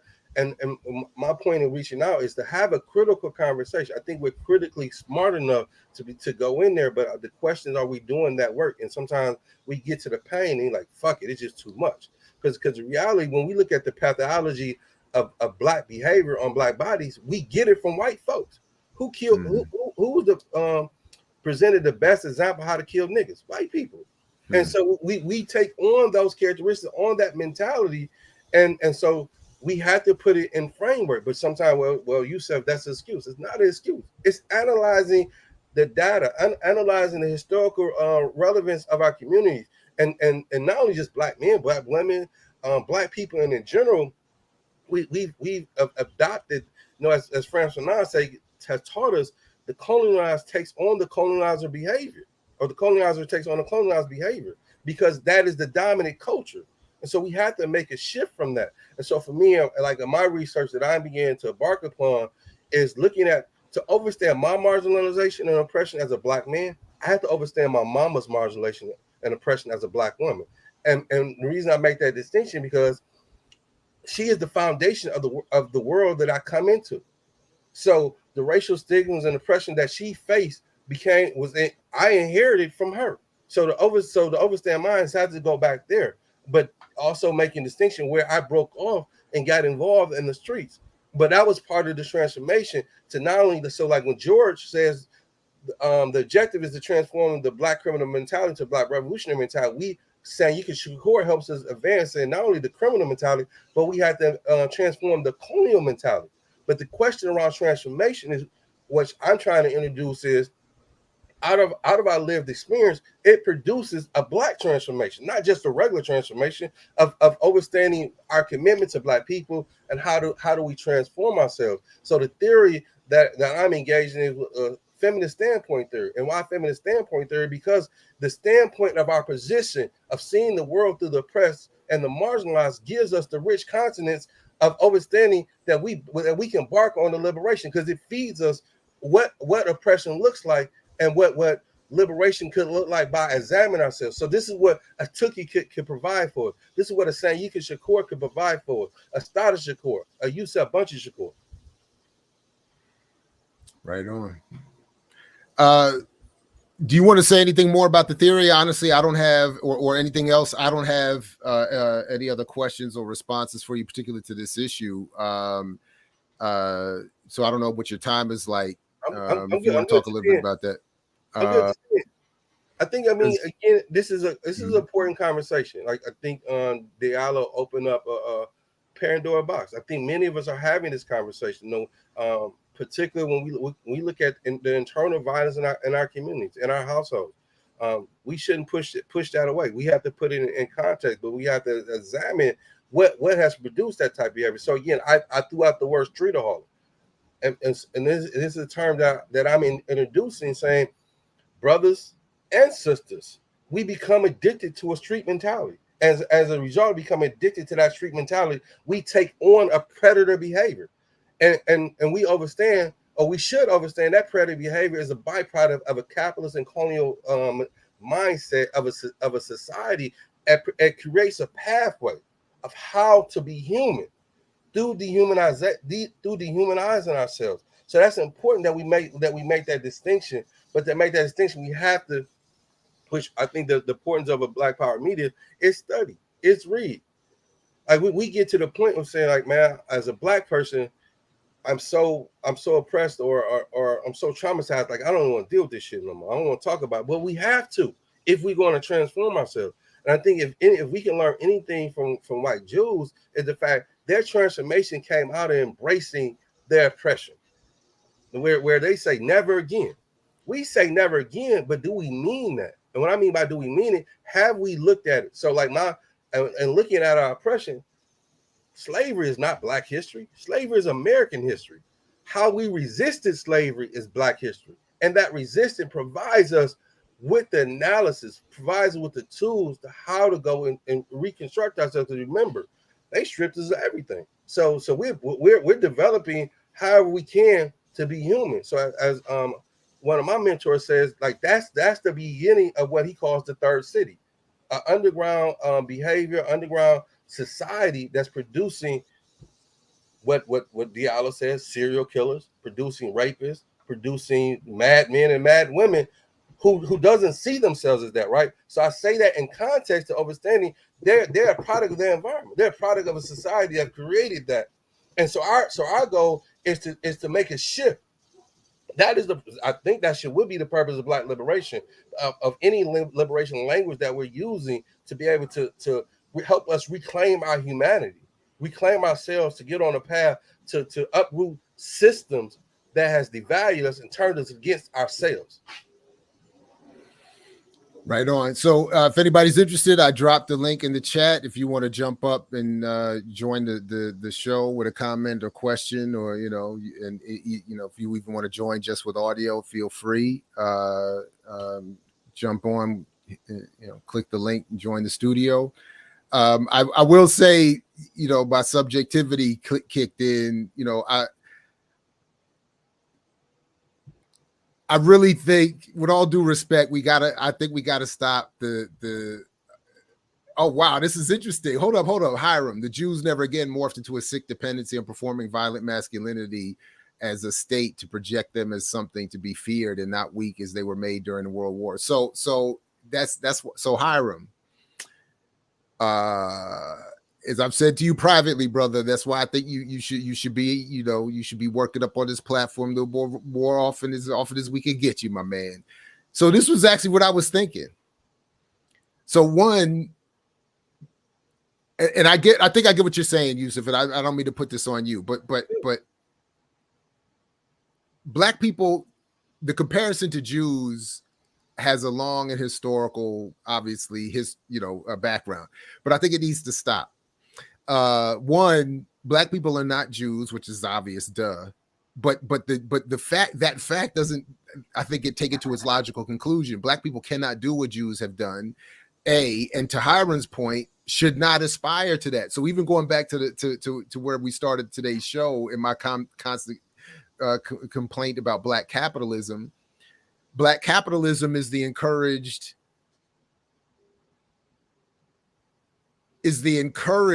state-sponsored response to Black people trying to say never again. Whereas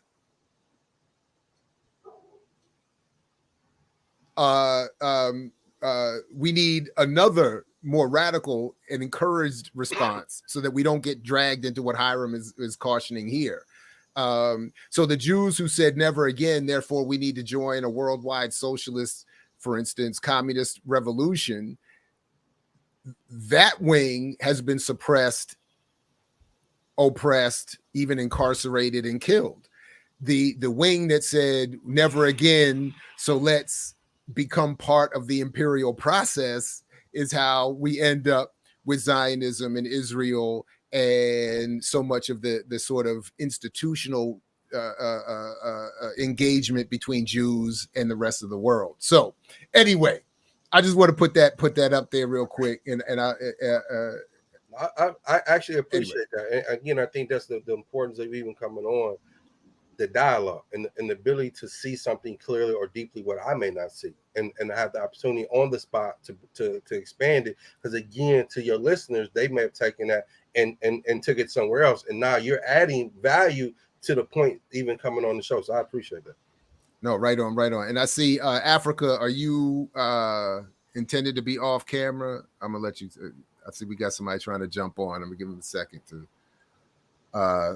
Let's see. Come on in. What's up? What's up, Africa? Good morning. To the people. Hey, how you doing, Jerry? How you doing, brother Yusef? I'm good. How about yourself, black man? Outstanding, brother. Hey, about the praise comment, you were just saying how Diallo should watch his language, and I caught the way you was talking about people that participate in underground economies. Like if I go outside right now, there's brothers outside selling drugs. They can't get no jobs anywhere in the city. They can't afford to, even if they get a job. I'm in Newark, New Jersey. I live in Academy Spires, 175 First Street in Newark. Hey, Africa, just real quick. Sorry to cut you off, but you're muffled. It's hard to hear you. Is there something blocking your mic or? I got an earpiece on. Let me see if I can take it off. Yeah, because it's hard to hear you. I want to make sure everybody can hear what you're saying. But anyway, yeah, let's try again. Now? That's much better. Much better. All right. Much better. Yeah, I was saying I'm in Newark, New Jersey. Right now, the brothers outside, there's brothers out there selling drugs. I don't call them prey. There are no jobs in the city for them. Most of them have felonies. Some of them I know don't even have high school diplomas. They can't find a way to sustain themselves in the society. So these people I wouldn't call prey. So like when we chastise Diallo about his language on Tukey, and I understand he should have been challenged on that. But like we have to watch how we talk about people that participate in these underground economies that can't survive. Because even the people I know with jobs that are making $18, $19, $20 an hour, they still got to participate in the underground economy to pay rent for one bedroom that's like $1,300, $1,400, $1,500. And if they're making $20 an hour, you can't afford rent in the city. The city is ran by a black mayor, by black politicians, by Spanish politicians. These people are the ones that prey on the community. They close the schools. They give out the landlord contracts. They give out all the business in the community that harm our people. They are the prey. We got to be careful how we talk about our own people. I mean, like when I was listening to that, that's what I was understanding. And from what you're saying, from Wretched of the Earth, from George Jackson, it sounds like you believe the same thing I believe. But we don't make that known like 100% sometimes. Sometimes we're not 100 with it. Like, yo, the teachers that are teaching in these public schools, in these charter schools, they're the prey. They're the one that destroyed the system that from within, the ones that look like me and you. I know because after coming out of prison, I work with kids and I try to work inside these institutions with these people, not to get a job, but working in there with the children. And these people hate our children, man. These are the people, like from Wretched of the Earth, from Blood in My Eyes, these are the people that they're talking about. Even miseducation of a Negro. That's who Carter G. Woodson is talking about. These people that go away and get these degrees. These are the people we need to be worried about in our communities, not the people that got to go outside and sell drugs. It's humiliating. They don't want to do it. They don't want to be outside selling drugs, but there's no gainful employment. And these people have no power in the society. And when I hear people talk about them, and usually it's people that's not from these communities. Yo, I listen to this show. I listen to all the other shows on black stuff, on black power, black this, black that. None of these people are really from these communities or live in these communities or even been to prison. So their ideology, their perspective is from a whole different reality, a whole different social construct. So they don't understand what they're talking about. Case in point, nobody around here is going to benefit from the $10,000, $20,000 school whatever forgiveness loans, whatever the fuck they're talking about. These niggas ain't got that shit. They ain't got no student loans. These niggas is fucked up in the game. They don't even know what that is. They're losing their apartments. People kicking them the fuck out illegally to gentrify their community. They're not getting shit, but somebody's gonna tell them, yo, go vote for Democrats so they can help your life. I mean, like, we have to draw the line here. We have to speak truth to power. I mean, and nobody is giving us that voice. I'm sorry, Jared. I kept going, but like I be wanting to say all this shit when I'm listening to JimmyDore, when I'm listening to this show, when I'm listening to all the shows. I don't even want. What's her name? You put me in the category of JimmyDore? Hold up, bro. No. No. I listen to listen. I listen to everybody, bro. I listen. It's wrong, bro. What?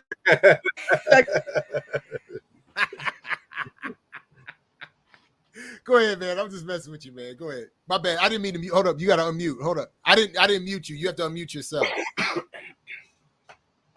Somehow you muted yourself. Hey, Jack, what's that girl that worked for Rising? That black girl. From Verizon? Rising, the Hill. She on the Hill now. Oh, are you talking about Brianna Joy Gray? Yo, I listen to her goofy ass show too. I listen to everything to try to see where people are coming from, where their class dynamics are at. And nobody's speaking the stuff that I'm talking about that's going on in the projects right now. Yo, people are under attack. There's an article that Rutgers put out. Who owns North? Yo, in that article, they tell you that people cannot afford to live. And this is not nowhere in the news. Yo, I'm watching people outside suffering, being dragged from their apartments. None of this stuff is being covered. I don't want to hear about that girl in Russia. I don't want to hear nothing about that goofy shit. People out here being dragged out their homes for nickel bags, dime bags of weed. People are getting pulled off the train for weed, for all of this stuff, because the police smell weed. And we're not talking about none of this stuff. We're talking about all this goofy stuff that has nothing to do with our material conditions. I mean, and that be my frustration. So Africa, let me ask you this. Do this. if you can, if you have all the time to watch these shows, put together let's start with 3 to 5 minute commentaries. Record yourself, send a video, and we'll start airing it and work it into the work we do here. We've been asking for people to be correspondents on the Remix Morning Show. This would be great additional content.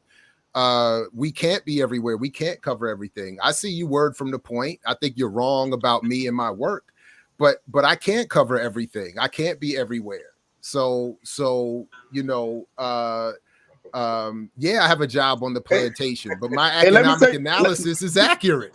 So, let me tell you. Let me tell you I mean, but go ahead. Go ahead. No, listen. You see, listen. Now you say I'm wrong about your work. Hey, yo, the work that you put out, yo, it's necessary, bro. Hey, yo, to tell people that this black capitalism. No, I wasn't saying you. I was saying the comment I was posting. Somebody was making a comment. Word from the point. Anyway, ignore them. Ignore them people, bro. Hey, yo, like it is so hard. It is so hard to get people to understand like this black capitalism shit is a hoax, like that they playing us. Yo, to have somebody from that platform, from that space, being able to put those words out there, to put that work out there, bro, it's needed. I work on the streets, and everybody's talking about crypto. That's all niggas on the block is talking about. I'm about to invest in crypto. I'll be looking at them like, damn, so you ain't even got no bread. But the little change they got, they're going to throw it away in crypto. So if like me speaking, I'm not a doctor. I'm not in a university. I'm just a nigga in the hood. I got 3 degrees. But to them, I'm just another nigga in the hood. But when they hear somebody like yourself, like on that platform saying that stuff, like it means something, man. Real talk. But I'm about to get off, man. I'm going to do what you said. I'm going to try to put that together. But I got a job. I'm on the plantation too. We all on the plantation, brother. That's what I was saying. That's what I was saying. 3 to 5 minutes. I'm not trying to put you like a whole bunch of work on you. Like even what you just did there, like a short story about what's happening. Anyway, be in touch, man. We're welcome. I appreciate you. Yusef, you want to jump in? Any response to any of that? We got somebody else in the studio. Sure. I'll get to in a second. Yeah, real quick. I think the point that Brother Africa introduced actually ties into the larger conversation that you guys was having, which is the how our movement has lost that militant characterization of how we function and organize. So as a result, not only has it made it vulnerable for political prisoners, it has made it vulnerable for Black people in general to be able to lose our voice, not being able to create better opportunities where the streets and other means are no longer those are opportunities for advancement, which is through the destruction of Black life and Black communities. Yeah, right on. Just real quick, I saw a word from the point. You gotta be consistent. Like you told me to listen to him. You told me to listen to Africa and listen and learn. Then when he took my side, you said don't do it. Now you can't listen to it no more. Anyway, Dead Man Animations, what's up? Welcome to the let's see. You're in the stream with audio only, it says. Welcome. Yeah. Can you hear me? Yeah, we hear you. I don't know why we don't even get a little representation on the screen. I just got off work, so I'm driving. No, it's all good. It's all good. Yeah. No, I think you made this point before, but I feel like a lot of the really important work, that's for like offline discussion. But I feel like it's really important to talk about like neocolonialism in this era, because like I work with AAPRP and like we work with the Revolutionary Handbook from Nkrumah, and I feel like a lot of that stuff is really important in this time to talk about and like deal with, because I feel like that's a really big problem in the way we like talk about identity, because you just got like so many different mixed messages from like the Black bourgeois, different people who want to like represent stuff, and we get a lot of mixed ideas of like how we're supposed to be moving.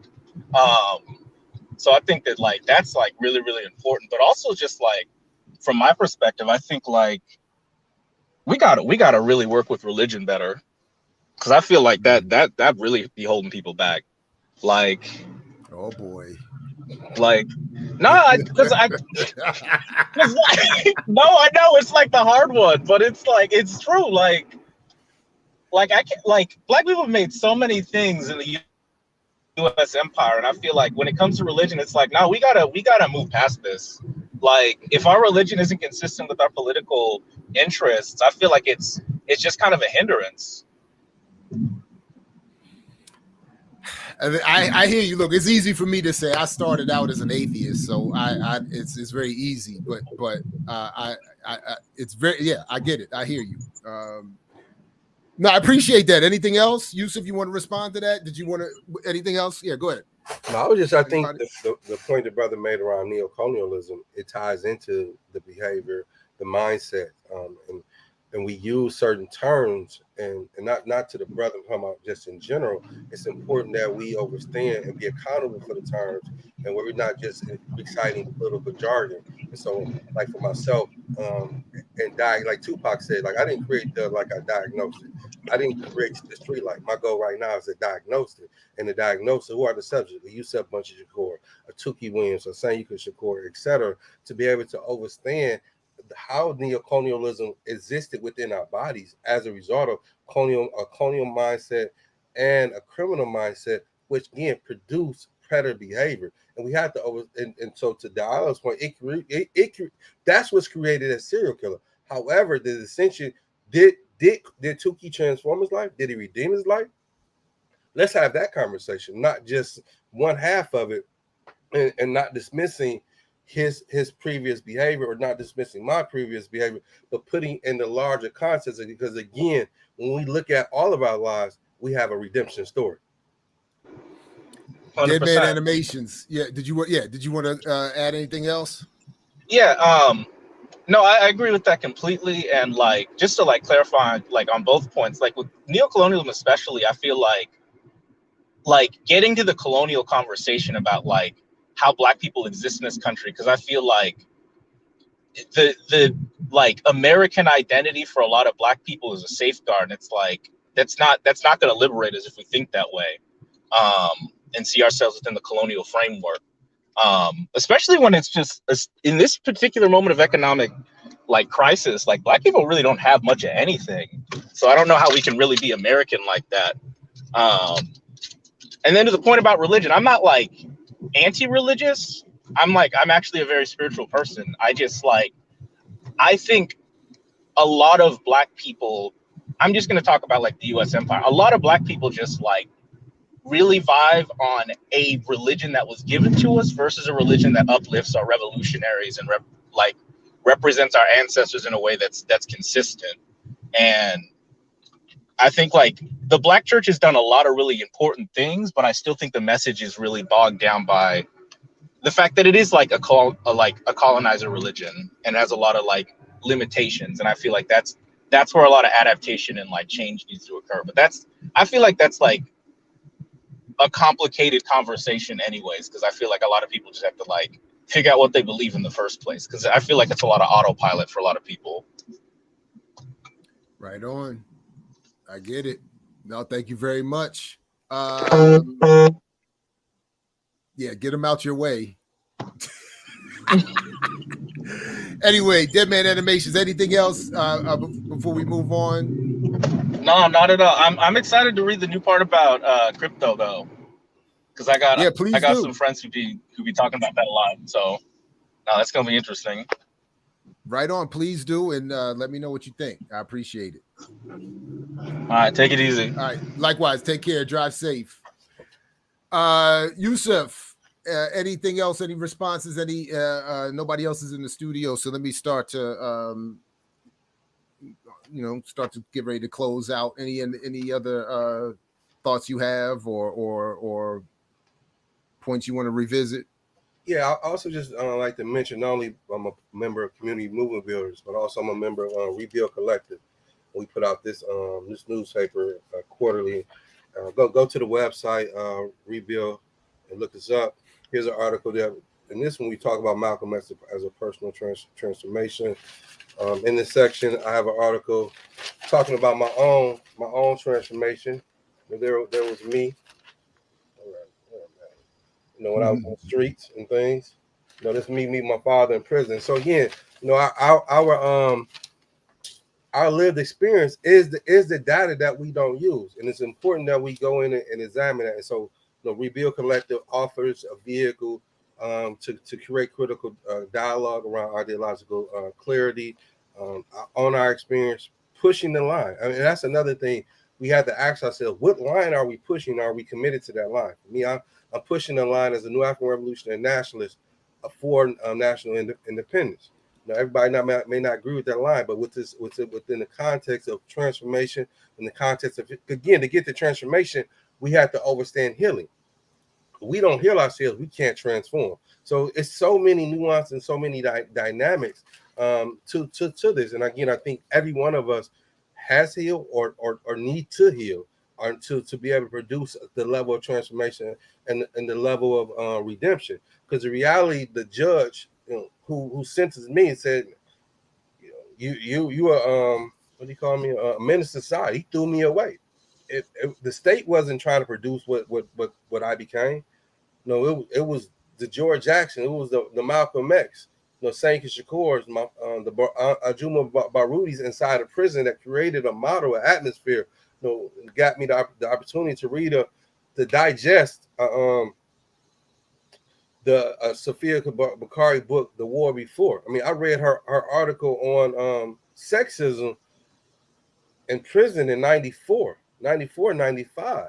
And that was one of the first pieces, as a black man, to begin to understand the dynamics of sexism, the dynamics of patriarchy, and the need to how to deconstruct that. And so moving forward now, standing clearly in that and making a distinction that the deconstruct patriarchy is not to deconstruct my manhood, is to deconstruct the system that contributes to the oppression of my people as a result of my maleness being the dynamic of leading, but understanding to be able to humanize myself is to see myself through the lens of my mother, who was very oppressed. As a stench of her oppression, I was oppressed, which leads to further black liberation and the concept of how we free and liberate ourselves by understanding our marginalization and our oppression.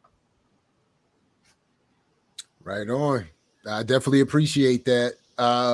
Just very quickly,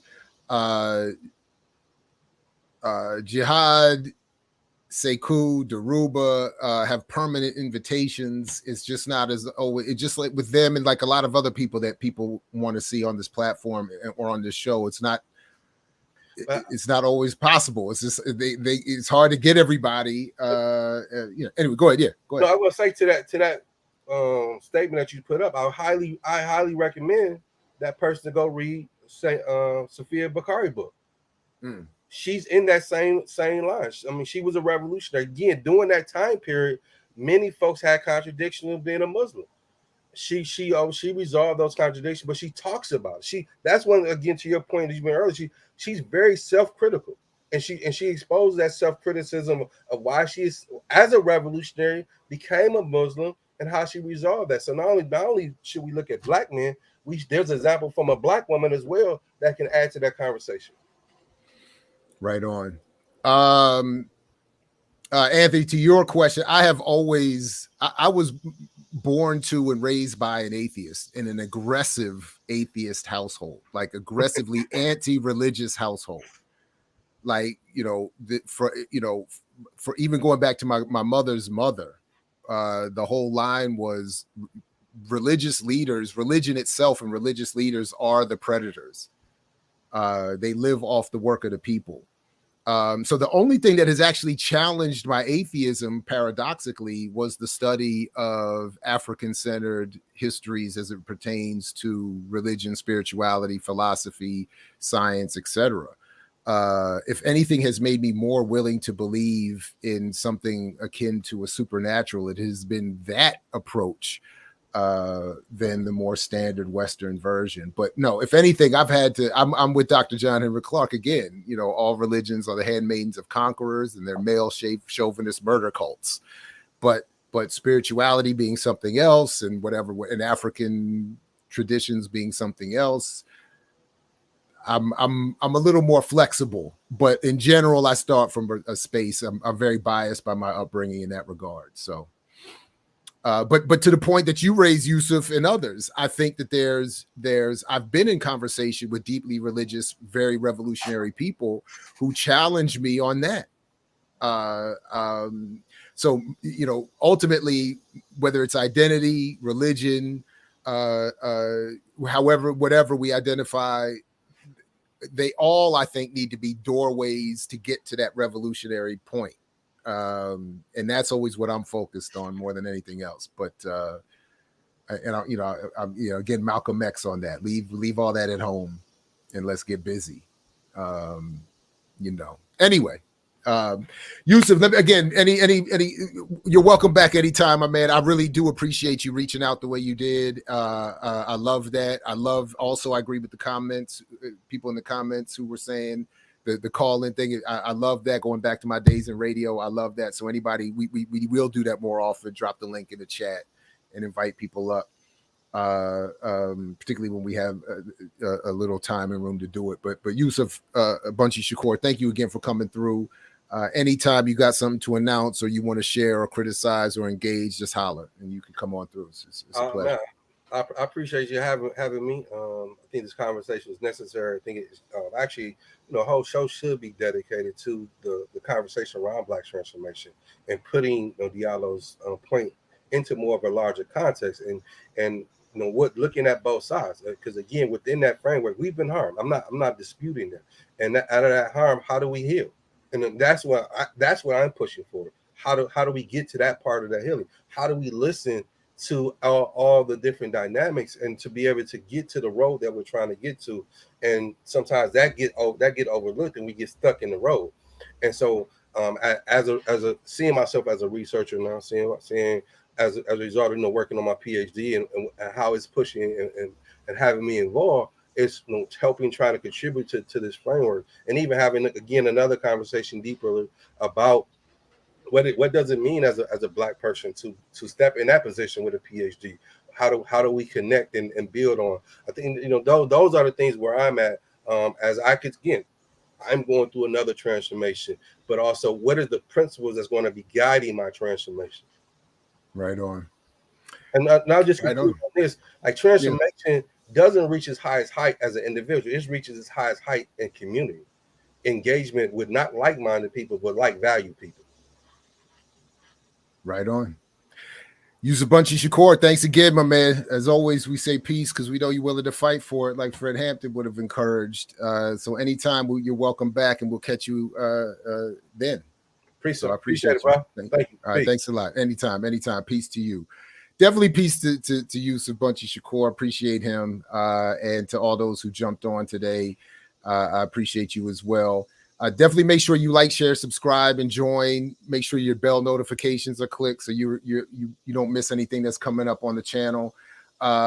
Just very quickly.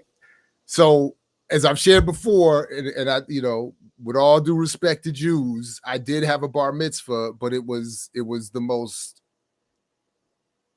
unreligious hustle and childish money grab that failed, by the way, on my part. So and then someone else commented, like a lot of Jews are atheists, like my mother and her mother in particular, not just that they were Jews, but that they were communists and overtly so, and took a very anti-religious position on that basis, and were very aggressive, like rabbis and priests, are rip off the community, like very hostile, that's how that was the anyway. But I was not going to have my mother had not intended for me to have a bar mitzvah. It was never in the plan. And then one year I was invited to someone else's and went. And when I saw how much money and gifts he got, my 12, 13-year-old self was a little bit, the early days of the petty officer. And I was like, Mom, sign me up. So she was like, really? She was like, well, if you, so she was like, all right. And we did a little rush job. I did a rush because I didn't learn any of the language. I memorized the Torah portion. It was such a hustle. It was such a hustle. It was like with all due respect to people who believe in that faith, seriously, it was totally disrespectful. But the point of the real point for me was that the whole plot failed because what I failed to consider was class. and we didn't come from the class of the group of the kid I had been invited to. So what I got was nowhere near, nothing akin to what he experienced, and it was disappointment. And I even at the time I was like, it wasn't worth all the charade. It wasn't worth it. So I got what I deserved ultimately. I didn't, but it was not for religion. It was, Emma, anything you suggest, I'm down for. So I will definitely check it out. The Serious Man, let me know what platform. I'll definitely check it out. Yeah, no doubt. Eric Hartman, there was a little me of that. There's a little of that with me. No doubt. And no doubt. And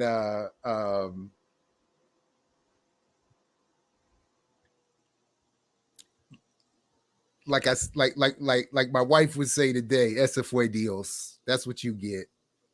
That's what you get. So I walked away with a few pennies and some big disappointments. And oh yeah, no question. Grandma in particular. And again, I didn't really know her. So a lot of it is myths, and we have one audio tape. I should get that out where she was anyway, but yeah. And state surveillance. Grandma was and kicked out. And remember, my grandmother was born and raised in what would become Palestine, or what was then Palestine, I should say, and was kicked out. Her father and their family was kicked out. I wish I knew more of that story, but they were kicked out of the Zionist project for their communism, refusal to agree with religious practices, for allegiance with the Palestinians. Like the stories that were recounted to me were that they loved the Palestinian community, were cool, everybody was cool. And it wasn't until the Zionist project ramped up, like kept ramping up, because they had been, and they felt tricked, in fact, by the Zionists who pulled them out of Belarus, I think, or was it Russia proper? I don't remember. Maybe Russia. They felt tricked by the Zionists, who promised them whatever. And when they realized the imperial project they were a part of, they left. So these are the stories I was raised with. That was the version I was raised with. So when I encountered other Jews who didn't agree, and I was like, yeah, I know I have a black father, but I feel like all of you should be down with this struggle. like, why are you all on the other team so hard? Like, that was always so, but even my mother was like, I was like, when I remember, anyway, there's so much about, I've talked about this elsewhere, but even she was like, we don't mess with, I forgot exactly how she put it, but her point was, we don't mess with this class of Jews that sort of is most popular. They're not, I was like, where are your Jewish? She was like, she was like, how? Anyway, when she was counting up the background of my friends, and she was like, how come you don't have any Jewish friends? I was like, how come you don't have any Jewish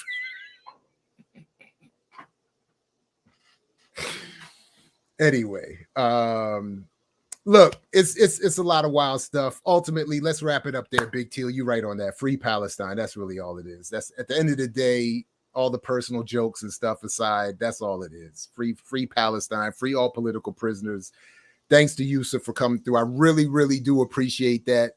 People reach out with constructive criticism and then want to engage. That is one of my favorite things. So I love people coming up in the chat as well. Thank you all for doing that. Definitely support the platform and do all the things. You know what to do. You don't need me to tell you to do anything. Peace, like Fred Hampton used to say, because I know you're willing to fight for it. Catch you later this week. Remix Morning Show back tomorrow. So definitely be there. And with everything else on the platform.